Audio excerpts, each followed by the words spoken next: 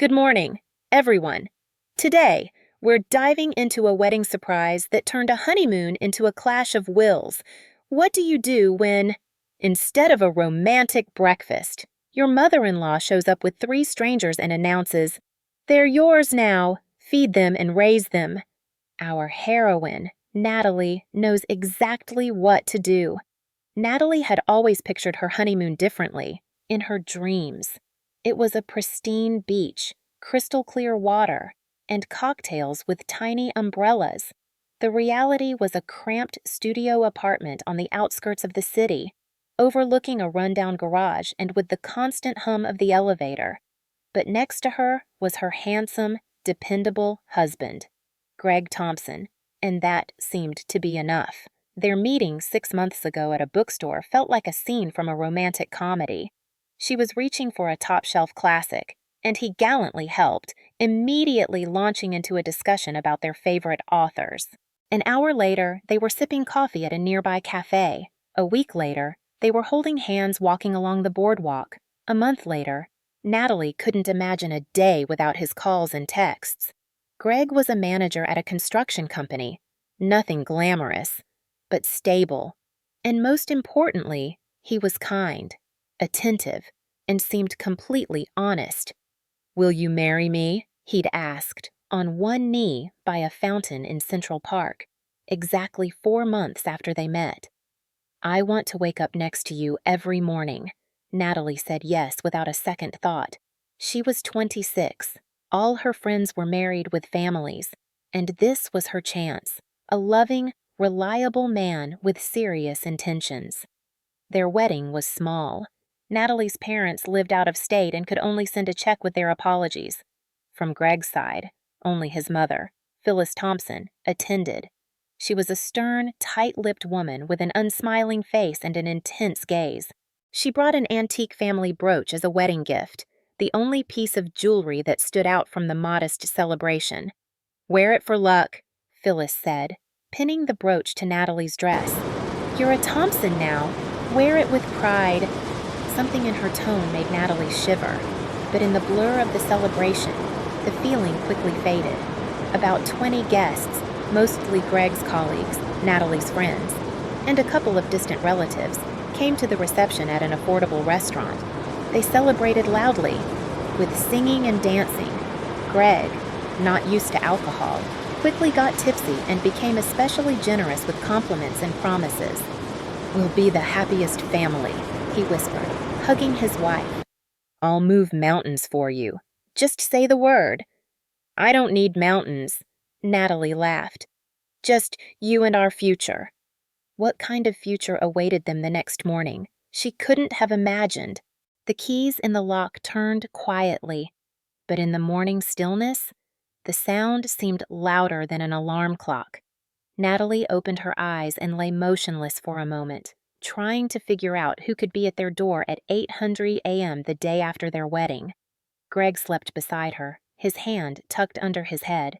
He'd had a lot to drink yesterday and was now breathing heavily, with a slight snore. A blissful expression was frozen on his face, as if in his dreams he was still dancing with his bride. Natalie carefully got up, slipped on her robe, and headed to the hallway. On the way, she stepped on the brooch she'd carelessly taken off her dress yesterday. Wincing at the prick, she picked up the ornament and placed it on the nightstand. In the hallway, she heard muffled breathing and shuffling. Someone was definitely dealing with shoes, and by the sounds, it wasn't just one person. "Who's there?" Natalie asked, peeking around the corner, and then froze. In the middle of their tiny entryway stood Phyllis Thompson in a severe blue dress, a huge bag slung over her shoulder, and next to her, 3 children of different ages. A boy about 10 with a scowl, a younger girl with 2 tight braids dressed in a neat dress like for a school play, and a very small boy clinging to his grandmother's skirt, cautiously looking around the unfamiliar space. "Good morning, dear," the mother-in-law said brightly, smiling as if she'd brought a basket of fruit or a housewarming cake. "I've brought you some helpers." Natalie blinked. Once, twice, the vision didn't disappear. What helpers? The words stuck in her throat. What do you mean? What helpers? Phyllis clucked her tongue and nudged the children forward. Meet Leo, the oldest, 10 years old. Lily, 8, smart as a whip. And little Max, 5, but quick for his age. The children looked at Natalie warily. In their eyes, the question was clear. Who is this lady? And why are we here? I don't, Natalie shook her head. I'm sorry, but whose children are these? Her mother-in-law laughed as if she'd heard a good joke. Oh, you're a riot. Dear, Greg's. Of course, whose else? From his first marriage? The room swam before Natalie's eyes. She grabbed the doorframe. From what first marriage? Phyllis stopped smiling. Her face took on a sympathetic expression, but her eyes remained cold. He didn't tell you, oh, men. Sit down, sweetheart. I'll explain everything. Natalie sank onto the only chair in the entryway. Meanwhile, her mother-in-law busily arranged children's belongings in the corners: a backpack, bags of clothes, some boxes. Greg was married to Sarah for 10 years. She passed away a month ago from pneumonia, burned out quickly. Poor thing. The children were with me at my farm the whole time while my son was recovering. Now that he's married again, it's time for them to return to their father and their new mom. She looked pointedly at Natalie, but Natalie was trying to put her thoughts together. There's no marriage record in his passport. I saw it. Oh, he got a new one. Phyllis waved her hand dismissively. He lost his old one when he filed for divorce. He and Sarah decided to separate shortly before she got sick. It happens. It didn't work out. They just didn't get to finalize it. She got sick. And then... Phyllis crossed herself. May she rest in peace. The older boy, Leo, tightened his lips and turned away at these words. And when exactly did she die? Natalie felt anxiety building inside her. Exactly a month ago, the 23rd. The 23rd. The day Greg proposed to her, her mother-in-law, meanwhile, was busily laying out jars and boxes on the table. These are Max's vitamins, a teaspoon in the morning and evening. Lily's allergy drops, 2 drops in each nostril twice a day. Don't forget, Leo has karate practice. Here's the schedule. She handed Natalie a crumpled piece of paper. The oldest is in 3rd grade, the middle one in 2nd. Max needs to start preschool, but the group doesn't open until September, so he'll be home for now. Natalie stared at the children, unable to comprehend what was happening. They looked confused and tired. The youngest began to whimper. Where's Dad? He asked in a tiny voice. Dad's sleeping, Natalie answered mechanically, and then quickly added, I need to wake him up. She rushed into the bedroom and started shaking her husband's shoulder. Greg, wake up! He mumbled something unintelligible and rolled over. Greg, she raised her voice. We have... Your kids are here. Morning, head. He pulled the covers over his head. Returning to the hallway, Natalie found her mother-in-law already at the door, ready to leave. Where are you going? She gasped. Back to my place. Of course. Bus in half an hour.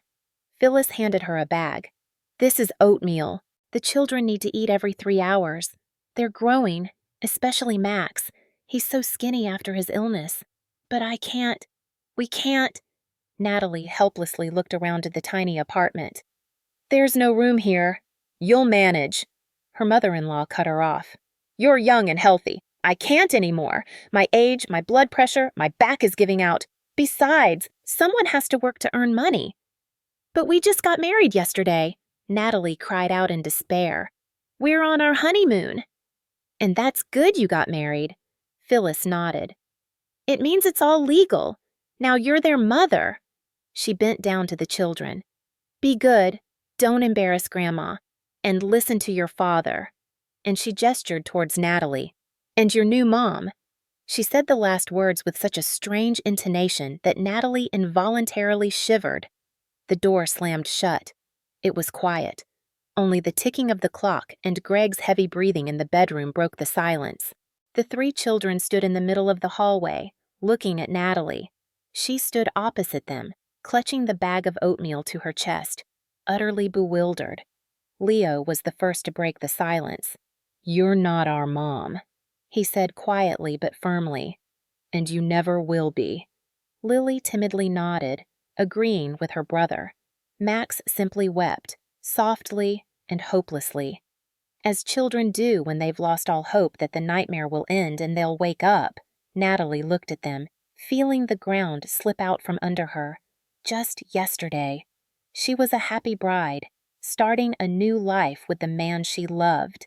And today she stood in the middle of a one-bedroom apartment with three strange children and a bag of oatmeal in her hands, with no idea what to do next. The first 2 hours passed in a daze.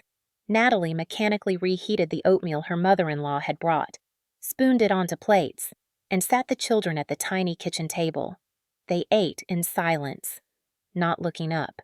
Only Max occasionally sniffled, wiping tears from his cheeks.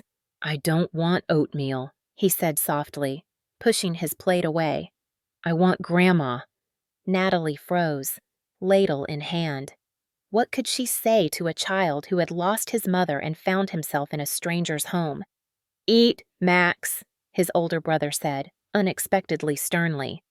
"Get your strength up." The boy obediently returned his plate and picked up his spoon again. Lily, the middle child, watched Natalie closely. Her gaze, serious beyond her years, seemed to assess every move of their new mom. "Do you have any books?" she suddenly asked. "Books?" Natalie blinked in confusion. "Yes, of course. On the shelf in the bedroom. Can I look?" "Of course." Lily neatly wiped her mouth with a napkin, thanked her for breakfast, and headed to the bedroom. A few seconds later, a surprised, "Oh!" came from there. Natalie rushed in and saw Greg, finally awake, sitting on the bed, staring in shock at the girl in front of him. "Dad!" Lily rushed to him and hugged him. "We're here." Greg awkwardly hugged his daughter, looking over her shoulder at his wife. So much was in his gaze: guilt, fear, a plea for understanding. "Nat," he began in a raspy, sleepy voice. "I should have told you I was going to. Honestly, I was." She crossed her arms over her chest. "When, Greg, after the wedding, before the birth of our first child, or when we were old and gray together." Lily stepped back from her father, shifting her gaze from him to Natalie. "Did you fight?" she asked softly. "No, sweetie." Natalie tried to soften her tone. "We're just talking. Why don't you go back to your brothers?"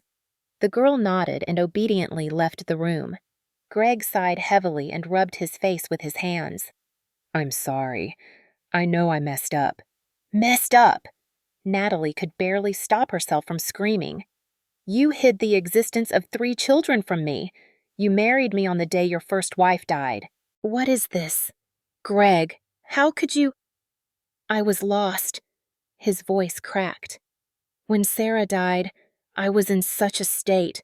My mom took the kids, said she'd manage, and then you appeared, and it seemed like a chance to start fresh. So you decided to just forget about your children?" "No." He jumped out of bed. "Never. I was going to tell you, but I was afraid you'd leave. And then we became so close, and I realized you were the one who could help me and them become a family." Natalie shook her head. "That's not how you build a family, Greg. Not on lies." From the kitchen came the sound of breaking dishes and crying. They both rushed in. Max was sitting on the floor among shattered plate pieces, spreading oatmeal on the linoleum and sobbing inconsolably. Leo stood nearby, trying to comfort him. "He wanted to take the plate to the sink," the older boy explained. "He tripped." Greg knelt in front of his youngest son. "Hey, champ, it's okay. It's just a plate." Max looked up, his face tear-stained. You abandoned us, he suddenly cried. Mom died, and you left us with Grandma. Greg froze as if he'd been slapped. Leo clenched his fists, and Lily, standing in the doorway, blinked rapidly, holding back tears. I didn't abandon anyone, Greg said softly. I needed time. You promised to come for my birthday, Leo interjected. 2 days ago, but you didn't. I had my wedding, Greg said helplessly, throwing up his hands. Exactly. The boy cut him off. Natalie watched the scene, feeling a cold fury rise within her, not just at her husband who had deceived her, but at herself for being so blind and trusting. Let me clean up the broken pieces, she said, trying to speak calmly. And you guys, get settled. Where are your things? In the bags. Lily pointed to the hallway. But Grandma said it wasn't for long, so we didn't bring everything. Not for long, Natalie repeated. Yeah. The girl nodded. She said we have a new mom now, and we'll live with Dad in the city in a big house. Natalie glanced at Greg, who looked like he wished the floor would swallow him whole. In a big house, she repeated. Which one exactly? The one Dad will buy, Lily said confidently. Grandma says now that he's married again, everything will be okay. Natalie silently gathered the shards, trying to make sense of the situation. It seemed her mother-in-law had painted a rosy picture for the children, and now had dumped the responsibility on an unprepared daughter-in-law. Greg, we need to talk, she said, standing up. Alone. They stepped out onto the tiny balcony and closed the door. The apartment was on the 5th floor, overlooking a dusty courtyard with a playground. When were you planning to tell me about your children? Natalie asked directly. Greg looked away. I was afraid. You're so young. Beautiful. I thought if I told you about 3 kids, you'd run away from me. And now you think after the wedding I won't go anywhere. I hoped you'd love them, he answered softly. They're good kids, Nat. They just had bad luck. They had bad luck with a father who's ashamed of them, she said sharply. I'm not ashamed. Greg raised his voice, but immediately lowered his tone, remembering the children inside. I love them, but after Sarah died, I just broke down. I couldn't even look at them. They're so much like her. And when your wife died, was it really the day of our engagement? He nodded, not looking up. I found out in the morning. My mom called, and in the evening, I was supposed to meet you. And I thought, this is a sign of fate. One life ended. Another begins. You proposed to me on the day your children's mother died, Natalie said slowly, as if trying to grasp the full horror of the situation. My God. Greg, who are you? Someone who got lost. He looked up at her, his eyes full of tears. I loved Sarah, but in the last few years, we lived like roommates. She got heavily into religion, constantly went to church, read the Bible to the kids. We drifted apart. I was going to file for divorce when she got sick. And then it was too late. And you decided to hide all this from me. I decided to start fresh, he repeated. Stupid.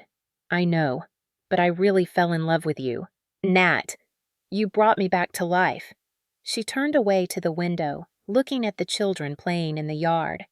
And now what? You expect me to become a mother to 3 children I found out about an hour ago. I hope we can manage it together, Greg said cautiously. I know I'm asking too much, but they're good kids, and I'm sure they'll like you. That's not the point. Natalie turned back to him. It's about trust. Greg, how can I trust a man who hid something like this from me? What else have you kept from me? Maybe you have another wife and kids somewhere. No, I swear. He grabbed her hands. I've told you everything. Now you know everything about me. Natalie slowly pulled her hands away. I only know what you've told me. How much more haven't you told? She returned to the living room where the children sat quietly on the couch, huddled together. They looked so lost that Natalie's heart ached. All right, she said, trying to sound calm. Since we're all here, let's get to know each other better. The children looked at her warily. I'm Natalie. She knelt in front of them. And I'm your dad's wife. But I'm not trying to be your mom.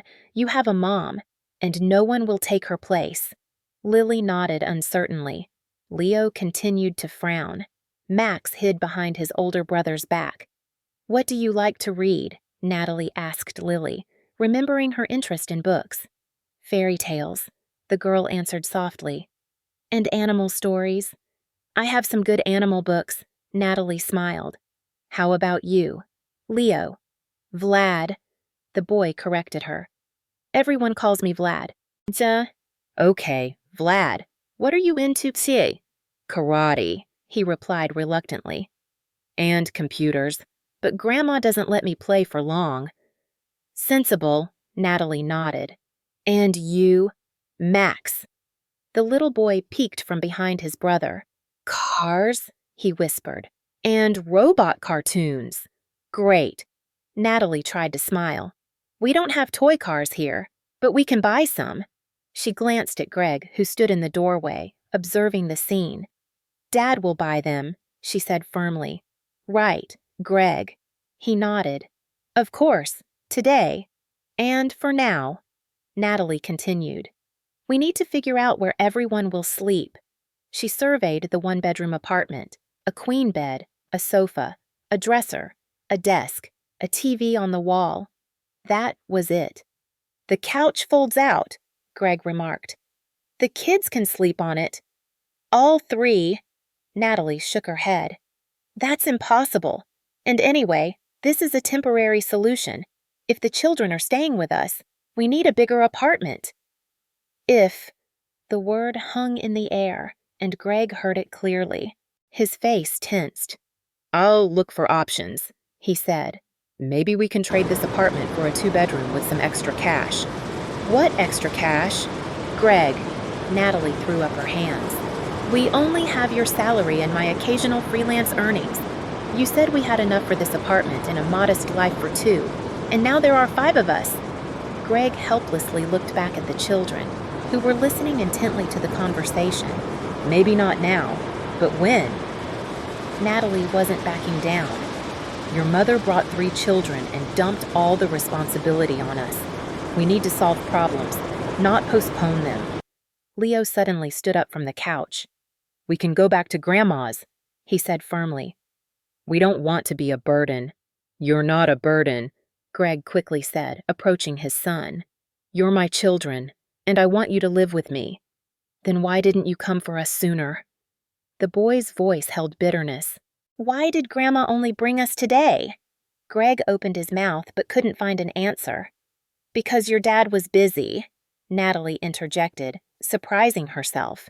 Why was she defending this liar? He was working, preparing for the wedding. And yes, he should have told me about you sooner, but now you're here, and we need to get settled. Lily approached her and unexpectedly took her hand. Don't be mad at Dad, she said softly. He's good. He's just so sad after Mom died. Natalie looked into the girl's serious eyes and felt something clench in her chest. The children weren't to blame for their father being a liar and a coward. I'm not mad, she lied. It's just everyone needs time to get used to each other. The day slowly dragged on, filled with awkward silences and strained conversations. Greg went to the store and bought a cot, which they set up in the corner of the room. They decided Leo and Max would sleep on the couch, Lily on the cot, and the couple on the bed. By evening, everyone was exhausted. Natalie made dinner from what they had in the fridge, scrambled eggs with tomatoes and toast. The children ate silently, secretly glancing at their new mom. Greg tried to start conversations, asking them about life on the farm, but received only monosyllabic answers. After dinner, Natalie helped the children unpack their things and get ready for bed. It turned out Max still struggled with washing up, and she had to help him brush his teeth. The boy allowed it but remained wary. When the children were finally tucked in, Greg approached Natalie in the kitchen. Thank you, he said softly. You're doing great. Don't flatter me, she snapped.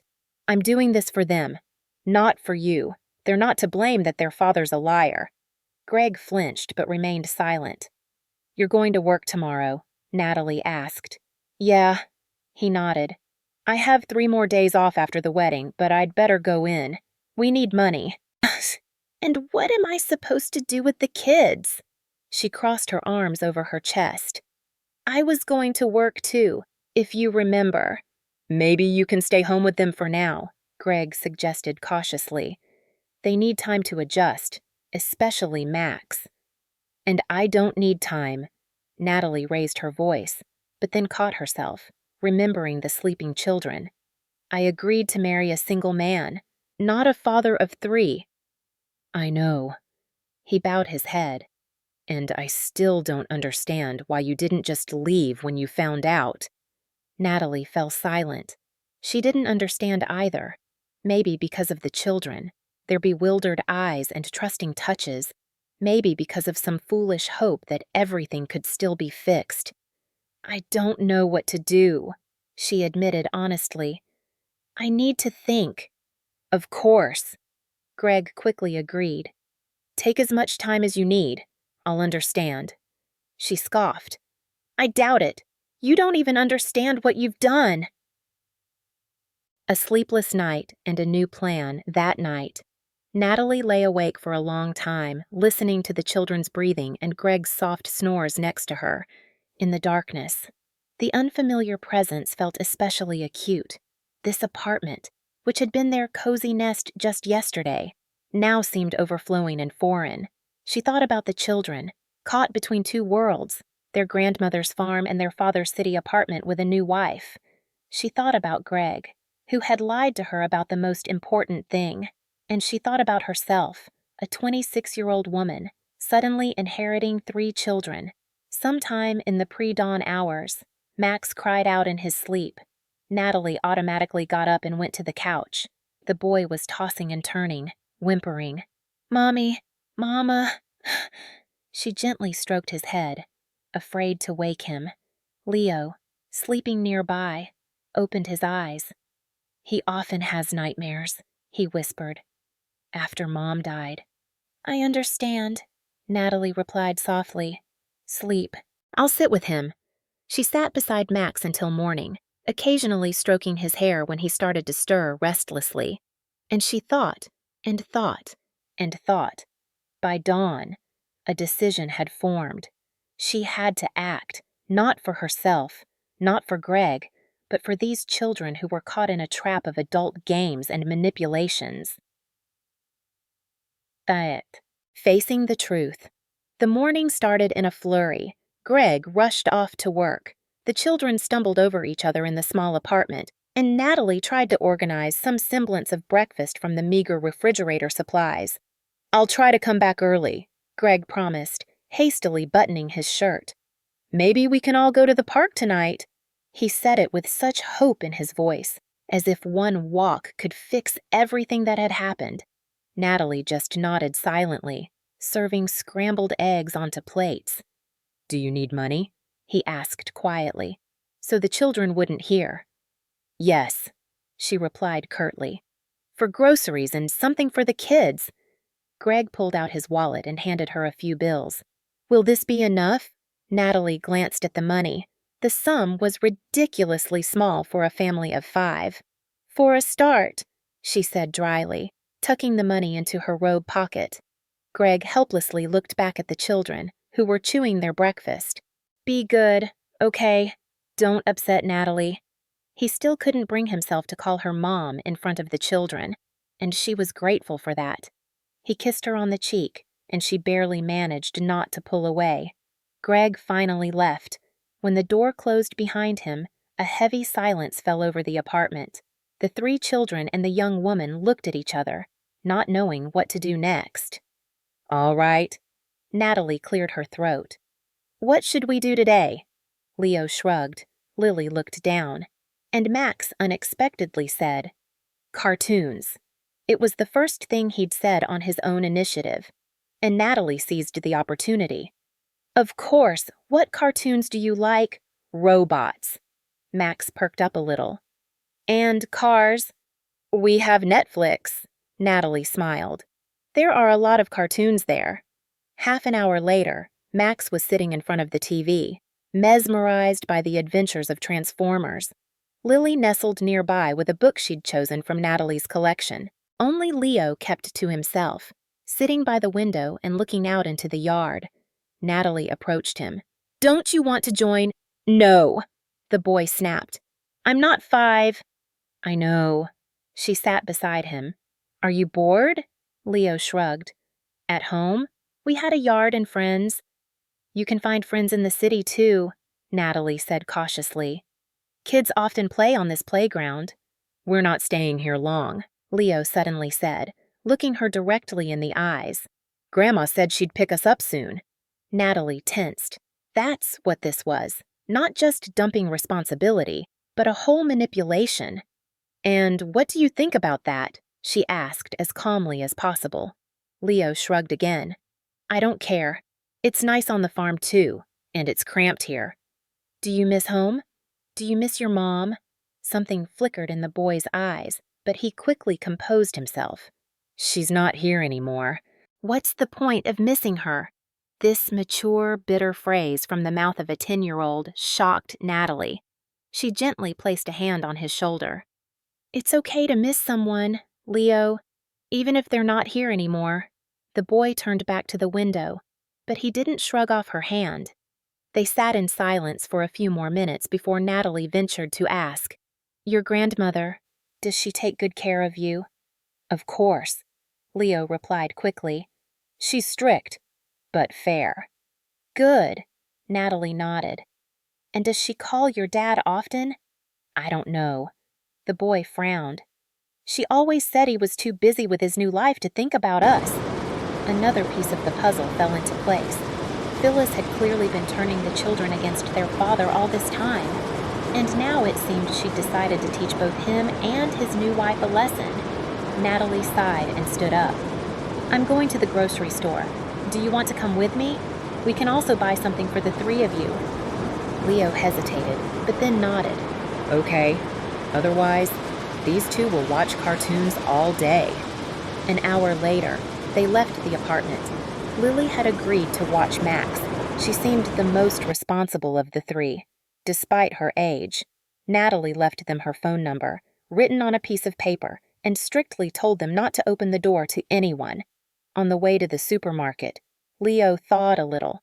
He told her that at the farm, he walked 2 miles to school, that he loved computer games but Grandma only allowed him to play on weekends, and that he had a friend, Kevin, with whom he was building a model airplane. Would you like to go to school in the city? Natalie asked. I don't know. Leo kicked a pebble. Everything's probably different there, and the kids are different. Not everything, she smiled. Kids everywhere like to play, make friends, learn new things. And tease and fight, Leo added with a wry smirk. That too, unfortunately. At the supermarket, Natalie let Leo choose a few groceries and treats for himself and his younger siblings. He approached the task responsibly, choosing not only chips and cookies, but also fruits and yogurts. Lily likes strawberry, he explained, putting a container in the cart. And Max likes chocolate chip. And you? Natalie asked. I don't really like yogurt, Leo admitted. I'd rather have ice cream. Then we'll get ice cream too. She smiled. In the toy aisle, they chose a building set for Max, an animal book for Lily, and a robot assembly kit for Leo himself. The cashier, scanning their purchases, remarked with a smile, What a serious helper you have. Leo blushed but remained silent. Natalie didn't bother to explain the situation. On the way back, laden with bags, they were silent, but it was no longer a tense silence, but a calm one. When they returned home, Natalie was relieved to find that the younger children were fine. Lily was reading a book to Max, and he was listening with an open mouth. Look what we brought, Natalie announced, laying out the sweets and toys on the table. Max's eyes lit up at the sight of the building set. He rushed to the box, forgetting even to thank her. Lily politely said thank you first, and only then took her new book.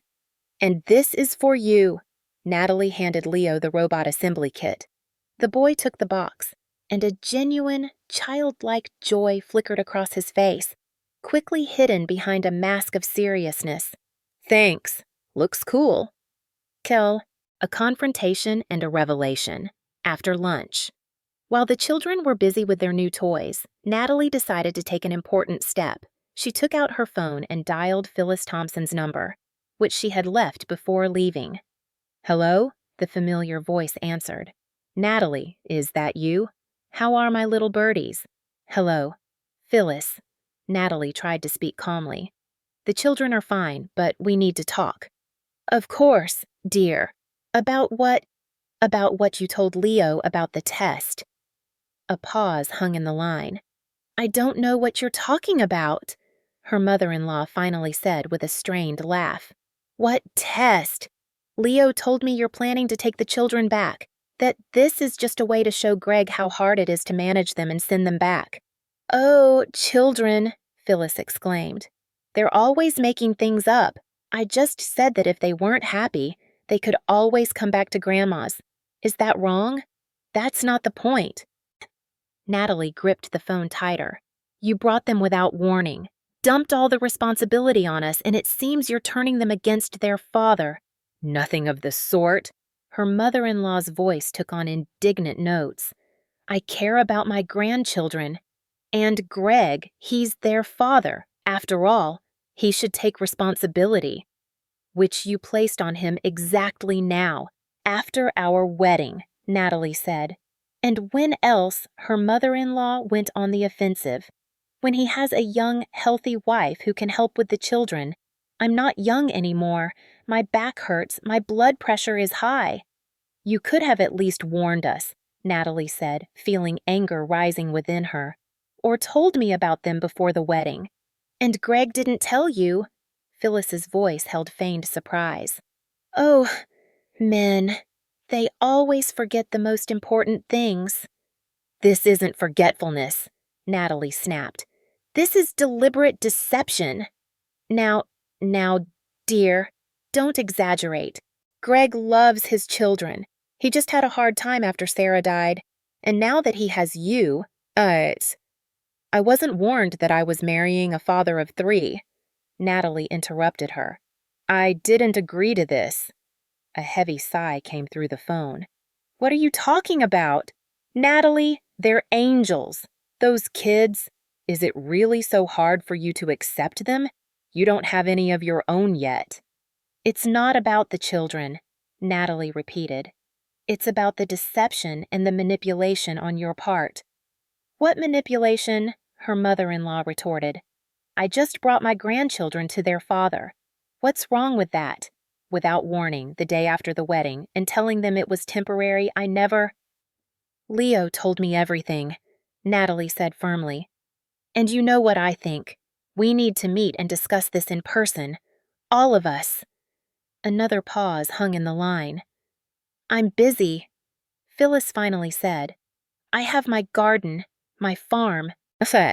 This concerns the future of your grandchildren, Natalie reminded her. Isn't that more important than a garden? Well, fine, her mother-in-law reluctantly agreed.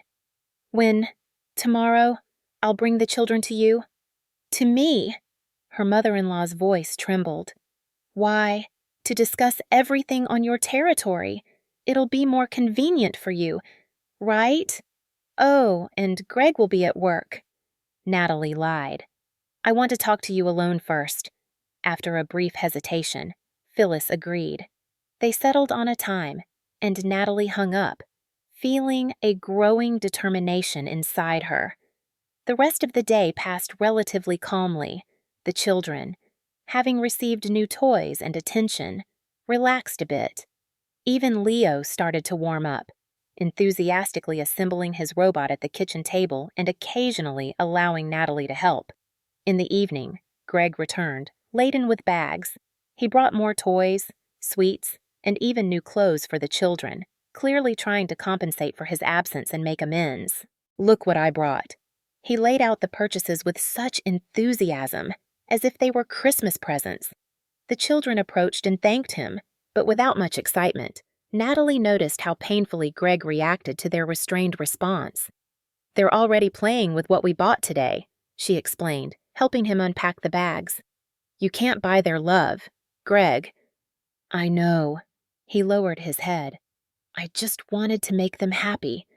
After dinner, when the children were again busy with their toys, Natalie led her husband to the balcony for a serious talk. "I spoke with your mother," she began without preamble. Greg tensed. About what?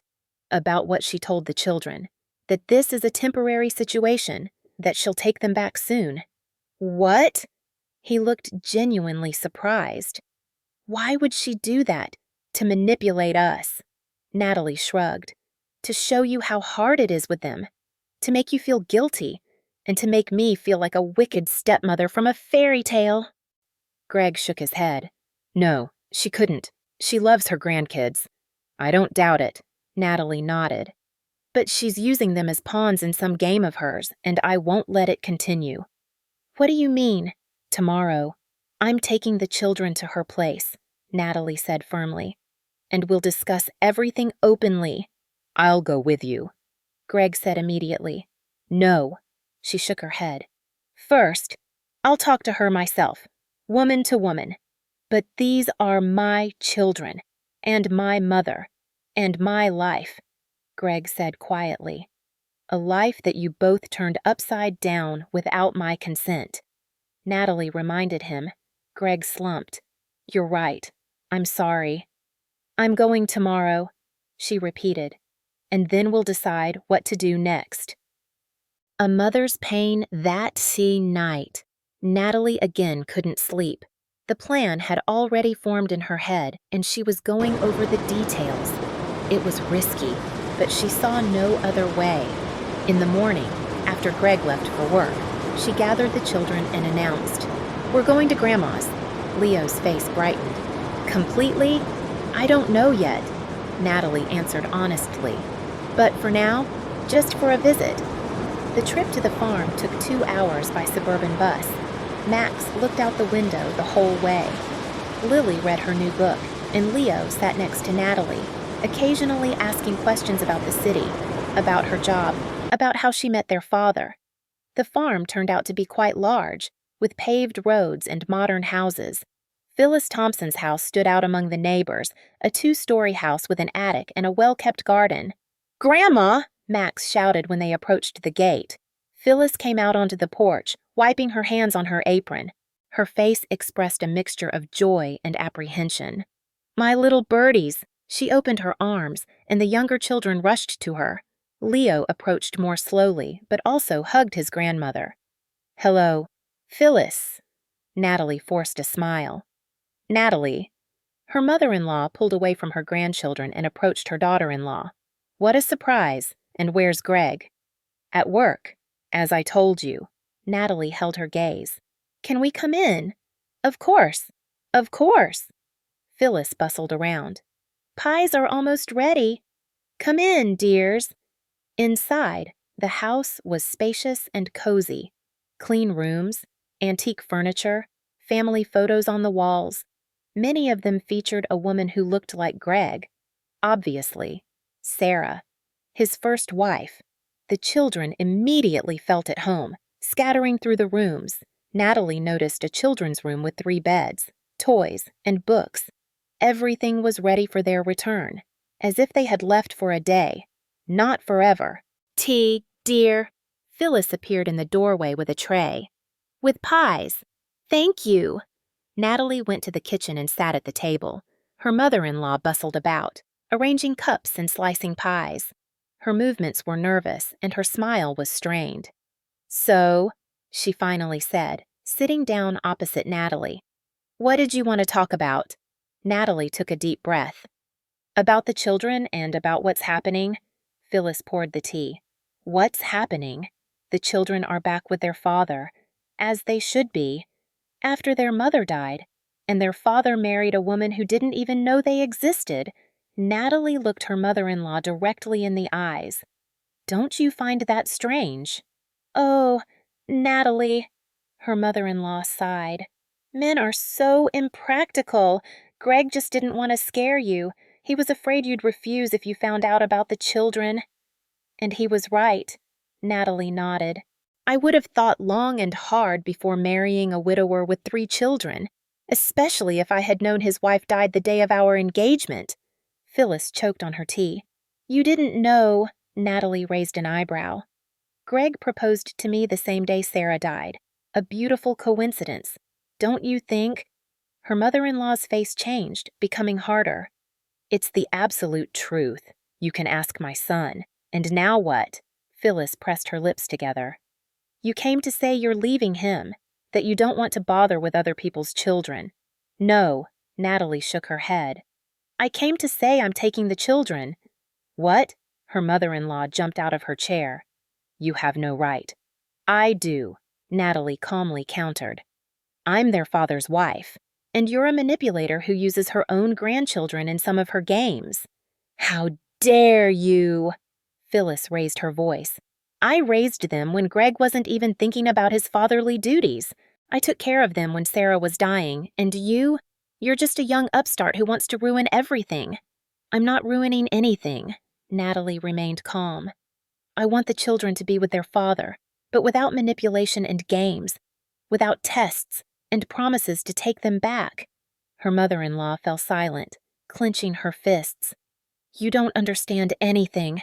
These children need stability, love, and what can their father, who barely thought about them last month, or you, a stranger who didn't even want them, give them?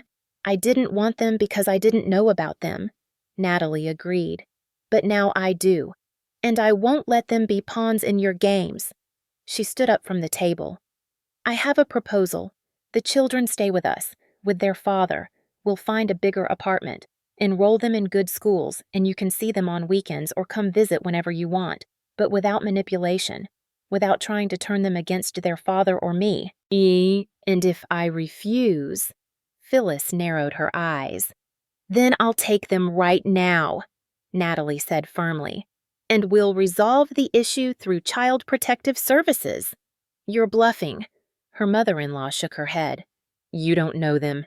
They don't trust you. Leo, Natalie called, and the boy immediately appeared in the kitchen doorway. Were you listening? Yes, he admitted honestly. Sorry. It's okay, Natalie smiled. Tell me, would you like to live with Dad and me in the city? Leo's gaze darted between Natalie and his grandmother. What about school and my friends? We'll find a good school, Natalie promised. And you can come visit your friends on weekends. Or they can visit you. And Lily and Max, of course, they too, will all be together. Phyllis interjected. Leo, dear, you're doing well at Grandma's, aren't you? Why do you need this cramped apartment in the city and this new mom? I'm not trying to be their mom, Natalie quickly said. The children have a mom, and no one will replace her. I can be a friend, an older sister, whatever they want me to be. Leo thought for a moment and then said, I want to be with Dad and with Lily and Max, all together. But dear, Phyllis began. Grandma? Leo looked at her with unexpected firmness. You said Dad doesn't love us, but he came. When Mom was sick, he was always there, and then he was hurting. I know. I was too. Natalie looked at the boy with growing respect. 10 years old, and already such wisdom. So, it's decided. Natalie placed a hand on Leo's shoulder. Gather your brother and sister. We're going back to the city. Phyllis turned pale with anger. Just like that. You're taking them and leaving after everything I've done for them. Not just like that. Natalie shook her head. You'll always be their grandmother. They'll come to visit you, but the manipulations end now. Phyllis, children need stability, not a war between adults. Leo quietly left the kitchen, leaving the women alone. His grandmother sank into a chair, suddenly looking 10 years older. You don't understand. Her voice sounded muffled. They're all I have left of Sarah, my only daughter-in-law, who was like a daughter to me. Something in her tone made Natalie sit back down at the table. Tell me about her, she asked. About Sarah. Phyllis cast a sharp glance at her, but saw no mockery or fakery, only genuine interest. She sighed and began to speak. Sarah was special, quiet, deeply religious. Greg fell in love with her as soon as he saw her at church. She sang in the choir. She had an angelic voice. Her mother-in-law smiled at the memories. They got married 6 months later. They were so happy. Leo was born a year later, then Lily, then Max. Everything was going well. Until what? Natalie asked softly. Until Greg started to pull away. Phyllis's face hardened. He got bored with her, with his own children. He stayed late at work more often, went on business trips. Sarah cried at night. The kids asked where Dad was, and then he said he wanted a divorce. When was that? 2 months before she died. Her mother-in-law clenched her fists. She had just started coughing. She was getting weak, and he wanted a divorce. Abandon his wife with 3 sick children. But they weren't officially divorced, Natalie clarified. No, Phyllis shook her head. They didn't have time. Sarah went to the hospital, pneumonia, complications. She burned through in 3 weeks, and Greg wasn't with her. He was, her mother-in-law reluctantly admitted. He came to the hospital every day, but no longer as a husband, but as a stranger. And when she died, he just snapped, like he'd been let off a leash. He gave the kids to me and disappeared. And a month later, boom, he gets married. Natalie sipped her cool tea, gathering her thoughts. I understand your pain, Phyllis. I really do. But children shouldn't suffer because of adult mistakes. Am I making them suffer? Her mother-in-law retorted. I love them. I take care of them. And you turn them against their father, Natalie added softly. You tell them he doesn't love them, that he abandoned them. That's not fair. Phyllis turned away to the window. He did abandon them. He chose a new life instead of them. But now, he wants to make things right.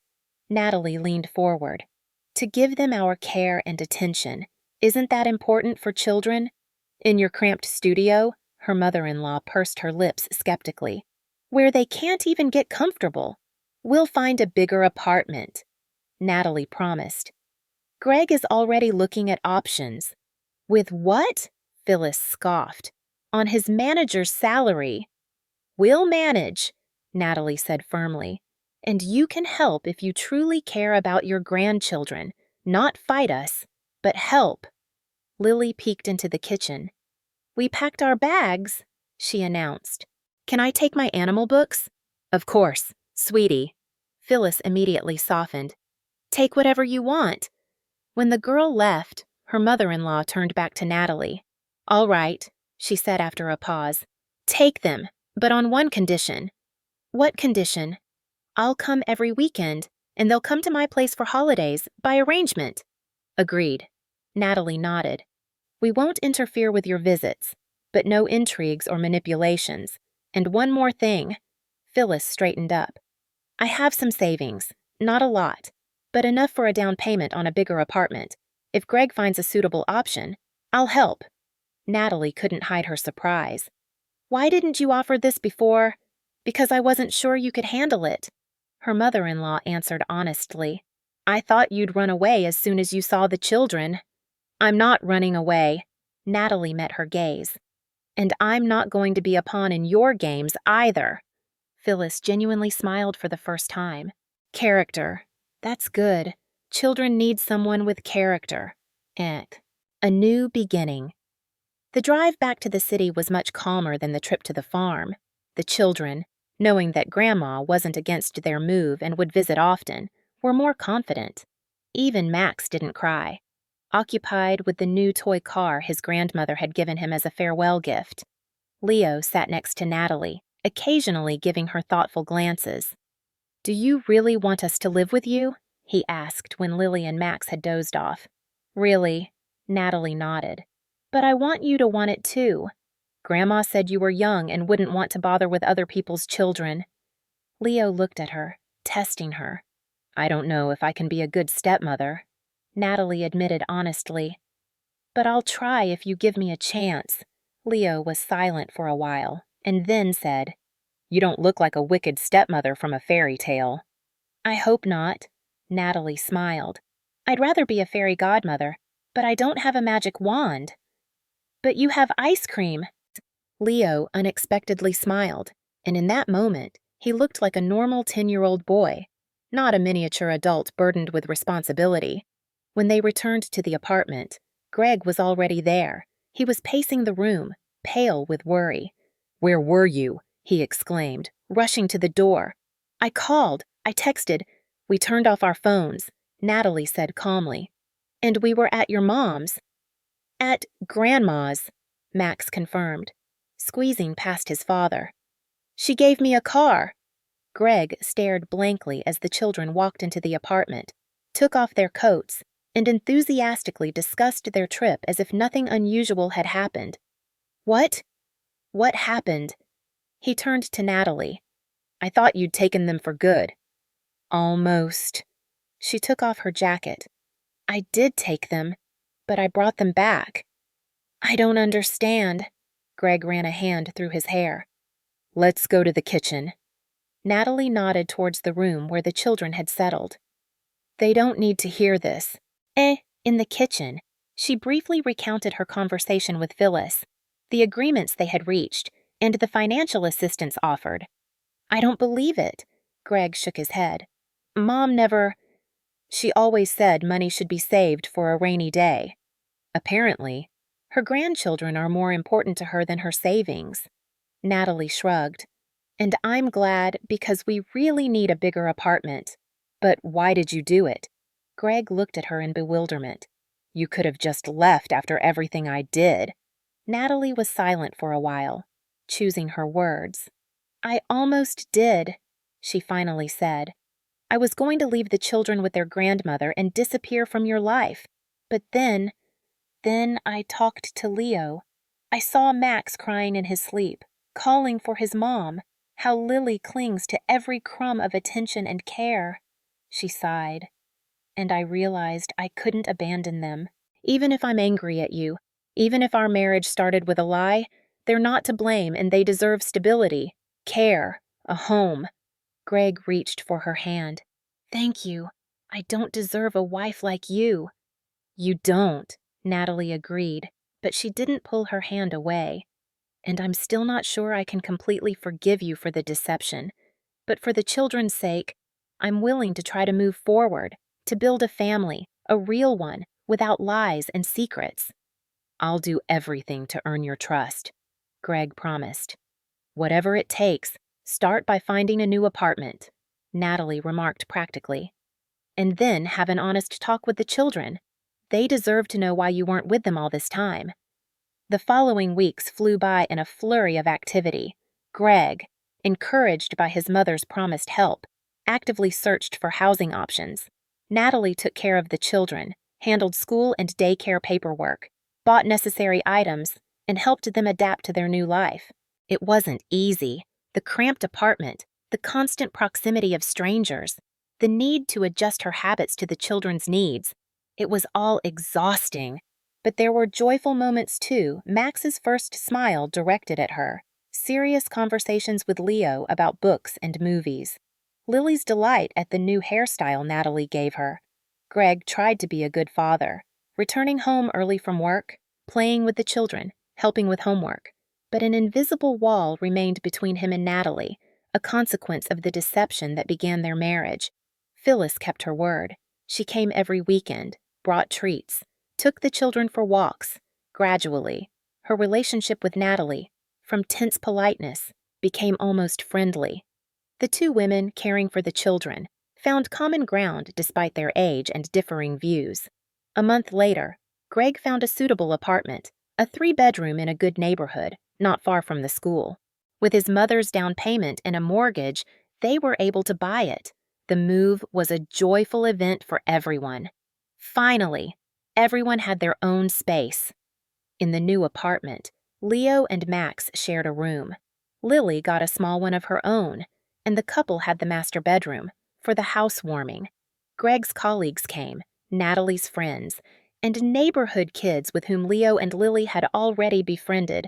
Phyllis made a huge pie, and handing it to Natalie, she quietly said, "You handled this better than I expected.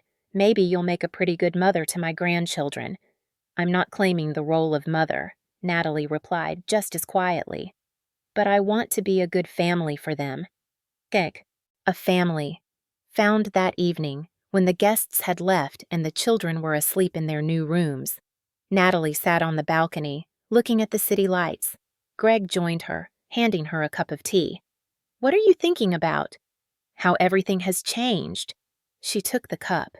"Just 2 months ago, I was just Natalie, your fiancé, and now I'm part of a big family, with 3 children and a mother-in-law."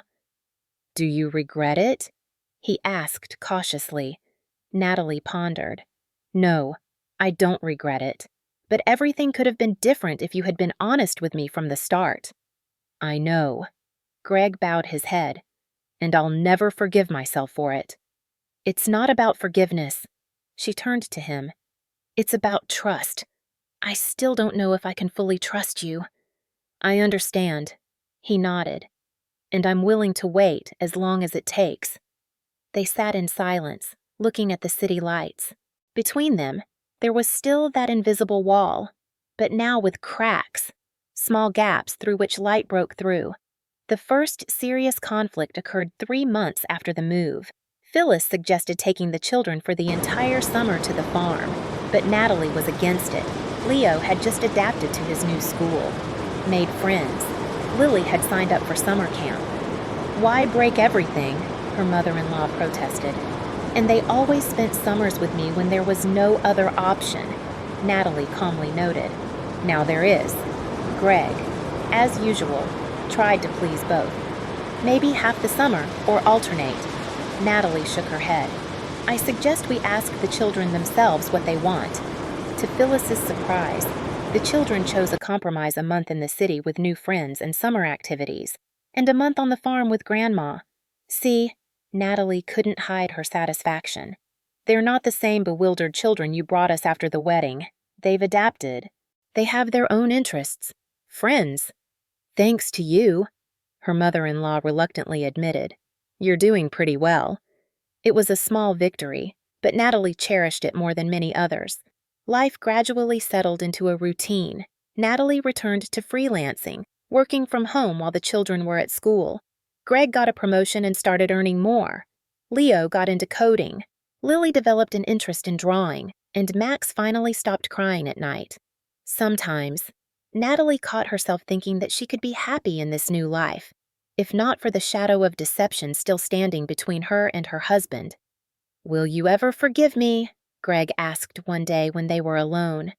"I don't know," Natalie answered honestly. "Sometimes I think yes, and sometimes I remember you proposed to me the day Sarah died, and it hits me all over again." "I wasn't myself," he said softly. "When she died, I just broke down and clung to you like a lifeline." "It's not an excuse," Natalie agreed. "But I understand, and I'm trying to move on, for the children, for myself." On their wedding anniversary, Greg gave Natalie an unusual gift: an envelope with documents. "What's this?" She opened it in confusion.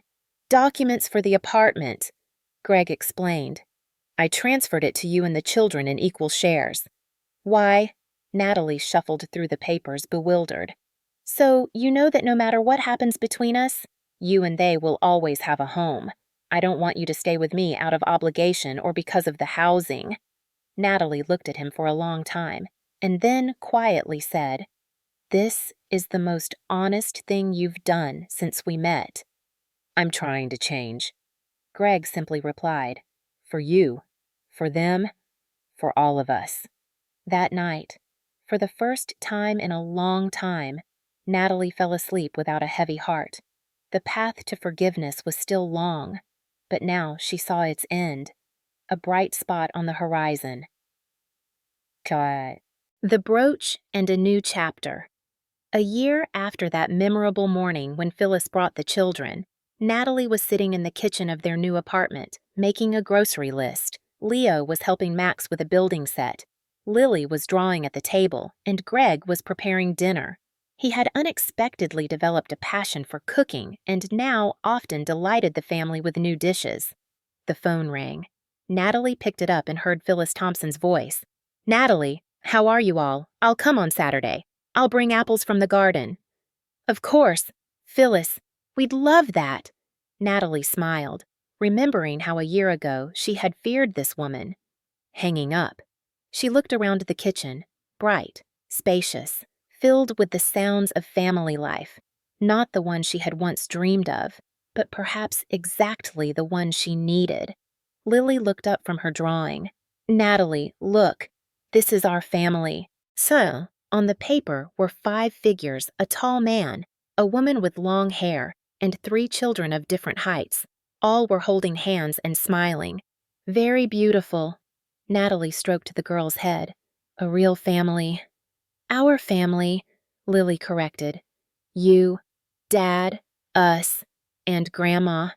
She added a 6th figure to the side. Greg, hearing the conversation, approached and put his arms around Natalie's shoulders. "Looks good, doesn't it?" She nodded, unable to say a word.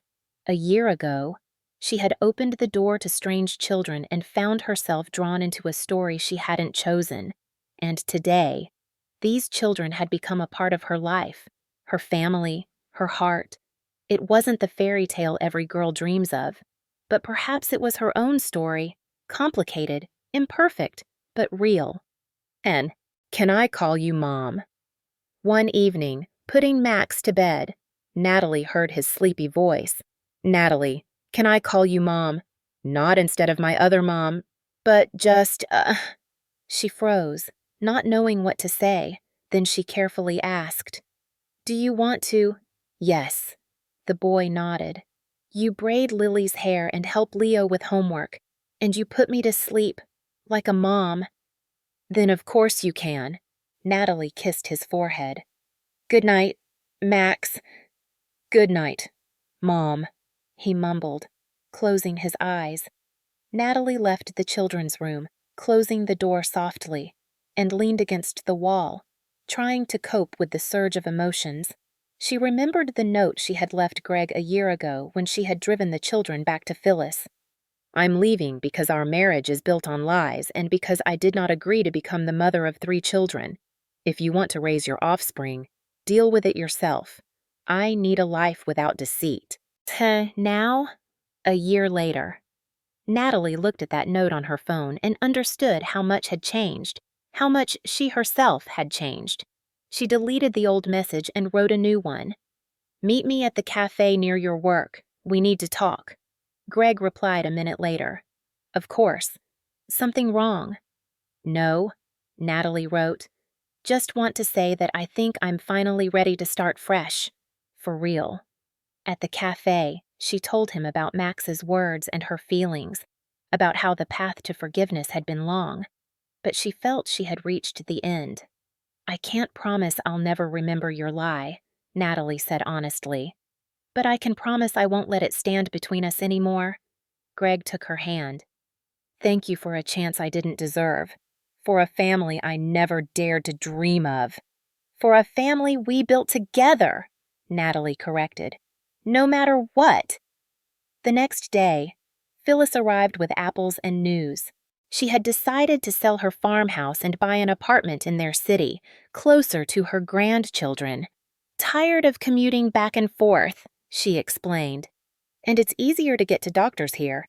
And in the summer, I can rent a cottage if the children want to be in nature."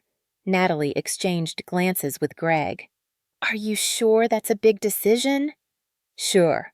Her mother-in-law nodded. "If you don't mind having an old woman as a neighbor." "Of course. We'd love it," Natalie smiled. "It'll be good for the children to have Grandma close by." To herself, she thought that a year ago she would have seen this news as a catastrophe, but today she saw only advantages help with the children, support, and the preservation of family ties. That evening, when everyone was asleep, Natalie took out the brooch her mother-in-law had given her on her wedding day. Then, it had seemed a heavy, unnecessary ornament. Now, Natalie saw in it a symbol of acceptance into a family, with all its complexities, history, and traditions. She placed the brooch on her dresser, deciding to wear it the next day as a sign that she fully embraced her new role, not just as a wife, but as a mother, not by birth, but by choice and love.